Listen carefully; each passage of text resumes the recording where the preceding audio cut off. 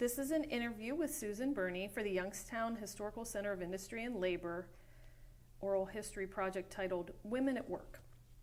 The interview is being conducted at the Youngstown Historical Center of Industry and Labor, known as the Steel Museum, on March 16, 2023. My name's Nicole Marino. Susan, where did you and your family live when you were growing up? St. Louis, Missouri. Very good. And what did your parents do for a living? My mother was an educator. She was an elementary teacher who then later got her master's degree and was a principal at a middle-level school. And my father was a car dealer. Okay. Where did you go to high school? I went to McClure High School in Florissant, Missouri. And when did you graduate? 1972. Okay. What did you do after high school? I went directly to college. My first year of college, I went to the University of Illinois at Champaign-Urbana. And when I decided my major would be nursing, I transferred to the University of Texas at Austin. Okay. What was your very first job? My very first job, I worked as a swimming instructor and a swimming teacher during high school. And then in college, I worked in hospitals as a nurse's aide. And then when I graduated, I worked at the Methodist Hospital at the Texas Medical Center in Houston. Okay. And I think you just covered this, but what was your first job out of college? Mm-hmm. I worked at Methodist Hospital in Houston. Okay. How did you get your job?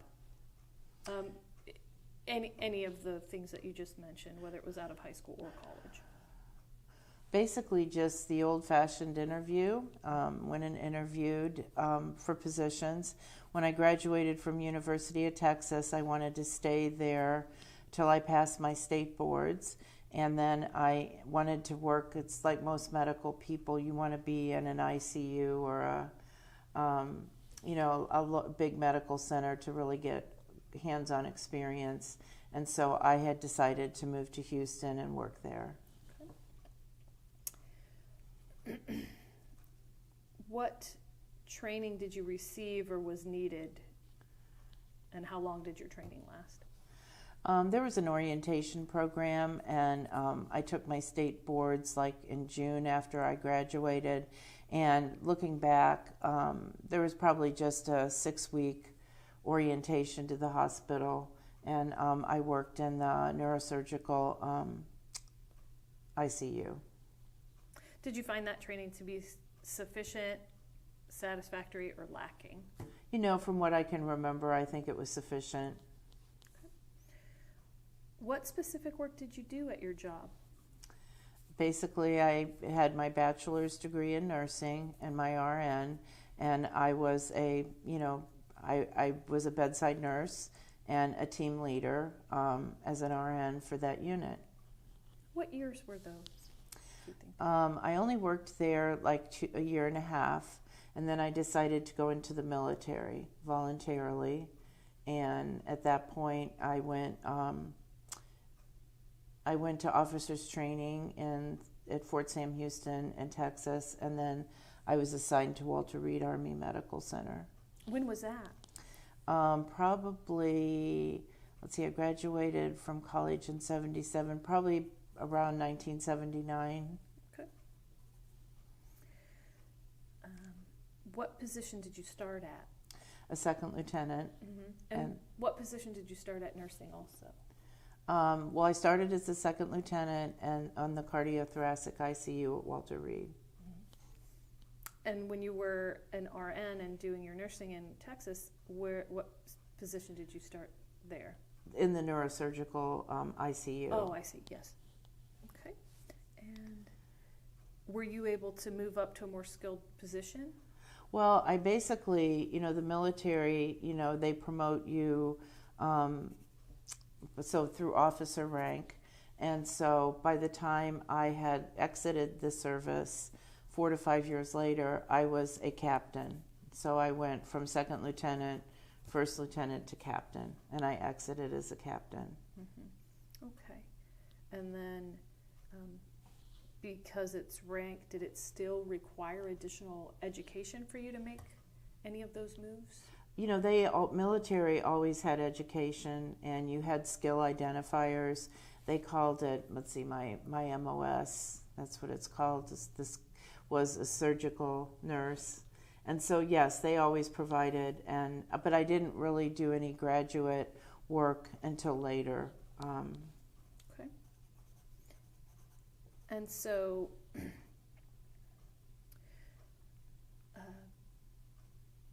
nothing in that trajectory required you to bid on or specifically pursue positions of increased.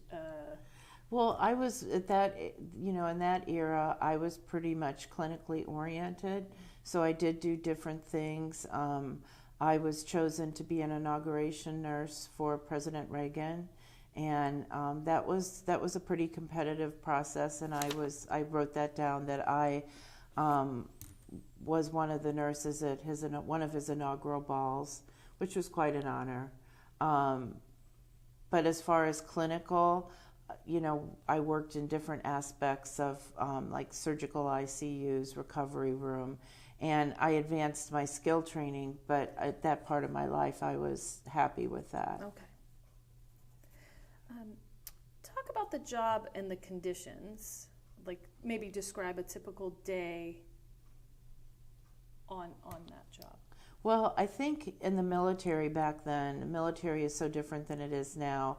I was in the military and in a field where women were expected to be.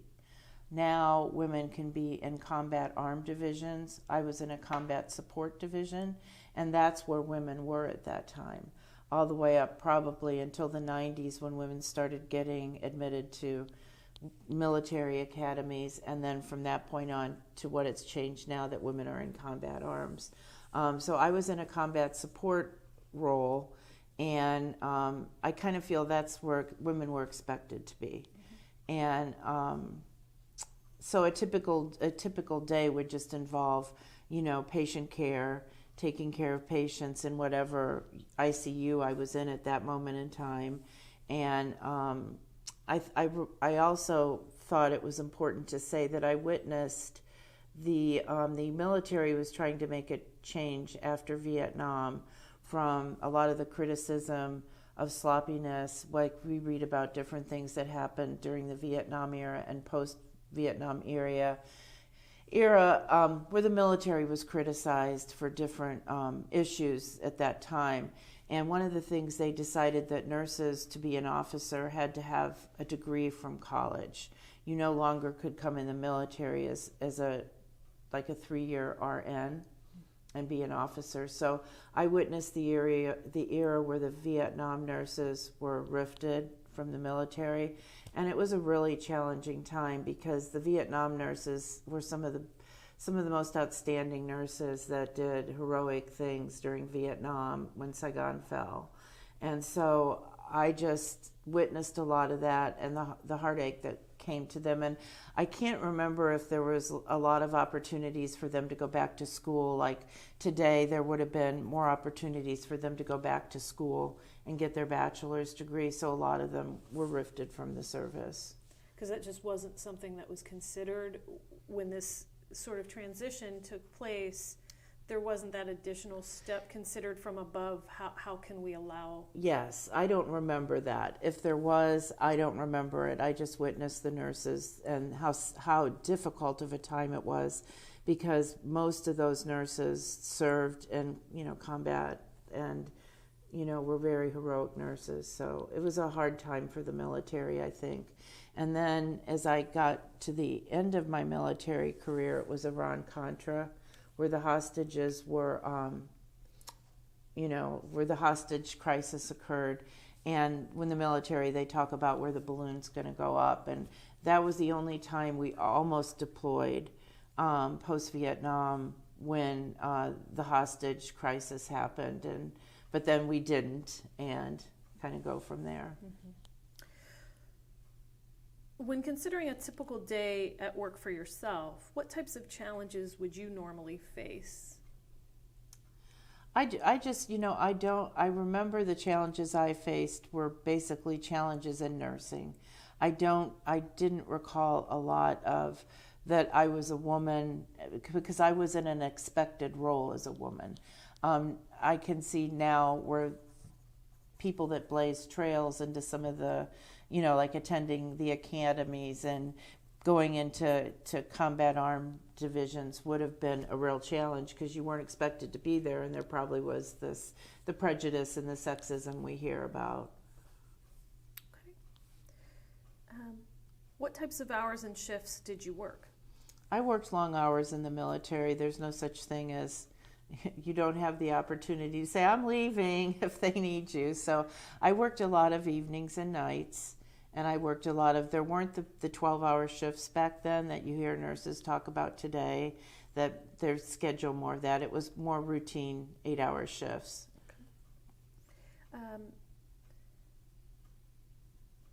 How did you handle did you rotate shifts also? Yes, we Okay. rotated shifts. And how did you handle that rotation?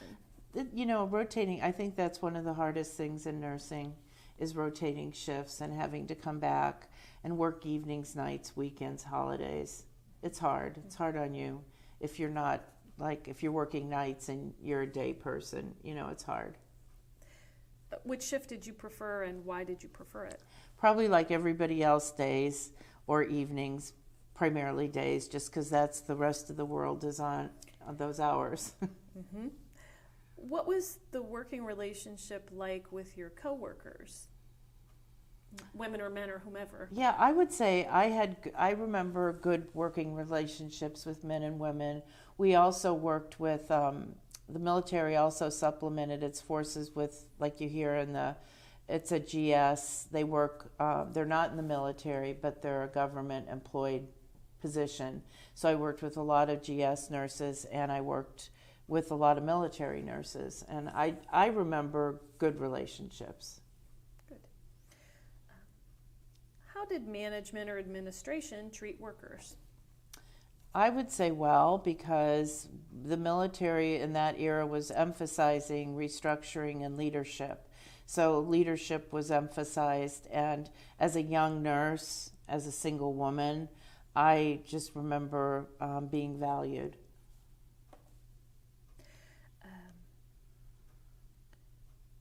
Did you ever struggle with a certain manager or foreman in any scenarios? I'm sure I did. I'm sure I in your career in nursing, you do struggle, but I don't remember it as anything out of a normal working relationship with a manager. Did you go through any strikes while you were on the job? Not in the military. And then when I exited the military, you're not allowed to strike in the military. Right. There's none of that. So I never, and I'm somebody that I feel as a nurse, I would not work in an institution that striked because of my value of patient care. I just think that you have an obligation to your patient. There's certain fields where there is an obligation to the patient. So I would never work at an institution that would strike. Okay. And as we consider your working history, we've talked a lot about your military history, but thinking of your other jobs, where else were you employed? And Okay, so after I exited the military, my husband and we moved from Walter Reed to Youngstown, and I was in my 30s at that point, and I had 4 children, and I raised them here. My husband was an anesthesiologist and employed at Northside, so from 1990 to today, I've lived here. And after I raised my children, and during that time, I got into the development area. I was very interested in the statistic that the Mahoning Valley had a high incidence of need and a high incidence of breast cancer. So I collaborated on Race for the Cure, and I started my development background from that point on. And I started a pink ribbon tea that's now in it's over 30, it's 28 years we've had it to celebrate survivorship of breast cancer. And from that point on, I got into the development arena where I am today. Alrighty. And you said that was from the 90s to today. And that's a little bit different from what you had done before, so I don't want to exclude any portion of Sure. your history. So, and while engaged in that type of activity over these last few decades, have you run into any of a different type of challenge there interpersonally or at your workplace? I would say I love doing development work. I love the nonprofit realm. And I would say that I was somebody that just worked very hard to meet people and work with donors to improve the lives of the people I was trying to help. So I never, I'm not a native of Youngstown, and I did feel it was hard to, I think development helped me adjust to this area after the steel industry crisis, only because the people that stayed here, I felt, had a lot of family and friends, and if you didn't have those connections, you left the area. So I came in as somebody not from here, without family here, and so I just decided that there was so much need and people that needed to be helped in different realms that I was just going to dig my feet in and work hard to meet people and work with donors. So I would say I didn't experience, a lot of you're not from here, you're not a native. I didn't experience a lot of that, but I had to work at it. Okay. So, in any of the positions you had, did you ever have to report any grievances for yourself or for someone else? Any grievances? When I was in the military, I worked in the recovery room for 1 or 2 years, and there were some grievances there with it's probably hard for people to understand, but the recovery room at a certain hour closed and patients went to the surgical ICU, and there was some conflict there over like if you should take a patient from the OR or you should just admit it directly to the unit. And sometimes the SICU was in crisis with something that was happening there. So I can remember there were some grievances, some probably real learning experiences working with, I was an officer working with the caregivers that are enlisted. So I would say that was the only time I ever had to work on grievances. Okay. What did you enjoy most about your job? Well, since the two backgrounds are quite different, I enjoyed being a nurse serving my country. I enjoyed the leadership opportunities and just working with various, the people that you meet in the military usually are just wonderful people from all over the world. So I enjoyed that aspect. And then in development, I just enjoy the people that I meet, the opportunities to help others by, obtaining donations, gifts that improve their lives. Mm-hmm. Mm-hmm. And yeah, okay, that covers both of those jobs. I was going to ask you sort of to parse it out, but I feel like you actually covered it. Okay. Going to both there, unless you have anything else to add. You seem very passionate about what you're doing, and I think that's admirable. Right. What do you like? Do you have more? No, I was just going to say right now I'm working on several projects that are really interesting, and one of them is the Vivo Center, which is the Intergenerational Learning Center that we're partnering with YSU and Ohio Living, and it's really to address the caregiver shortage that we face now post-COVID, and there is a caregiver shortage, and if you can engage students in working with aging adults at a young age, many times they will go into those professions of gerontology. So that's one of them that just wanted to highlight. Yeah, very good. So thinking on your work history, what did you like the least about your job, or in any case? Probably that as a woman today, if I was raised in today's era, I wouldn't have chosen a field that women were expected to do. Like when I graduated, it was still the era of many women went into teaching, went into health professions, and I would probably have the opportunity to look at other professions that weren't expected. Mm-hmm. So what was the atmosphere for women in the workforce in your experience? I guess I am, I know that a lot of the women you probably interview that had to jump in factory work and during World War II and different eras where women were in male-dominated environments with the role of women in those eras. I didn't really I probably experienced more sexism. Like, women, probably were viewed from a more sexist orientation. Mm-hmm. And I don't think, today we see that coming a long way. And so that would be the only thing I would say, probably just the sexist orientation that's now changing as women are in more fields where they're considered equal. Okay. Can you think of any examples how that might have expressed itself? It's funny. I don't know how to really describe it. I just know that now you just don't, you've, in the workplace, it's come such a long way. It's not correct to treat women the way they did. The hug, the pat on the shoulder, all those type of things that now we've seen come a long way, where you really are hoping not to experience patronizing. So that's what I would say, patronizing. Very good. Okay. And were there many women employed in your job or at your jobs? And see, in my field of nursing, it was mostly woman dominated. Mm-hmm. Now it's different. It's male woman dominated. And I actually saw the trend.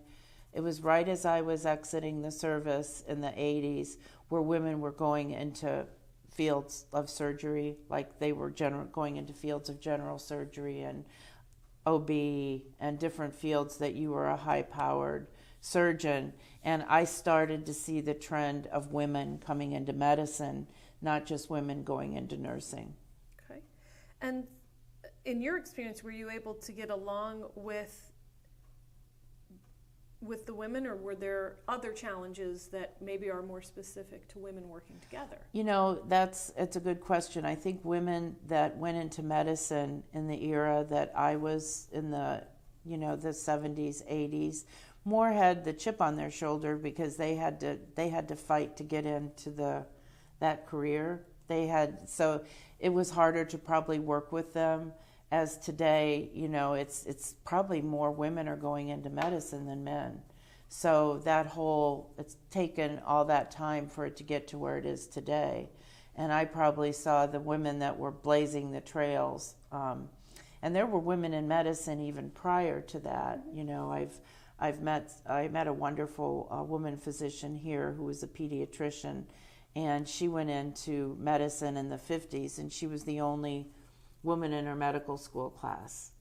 And I probably can say her name, Betty Einfalt. Okay. And so I met her at Park Vista and enjoyed working with her and talking about the days that she blazed the trails even ahead of the era I saw. Mm-hmm.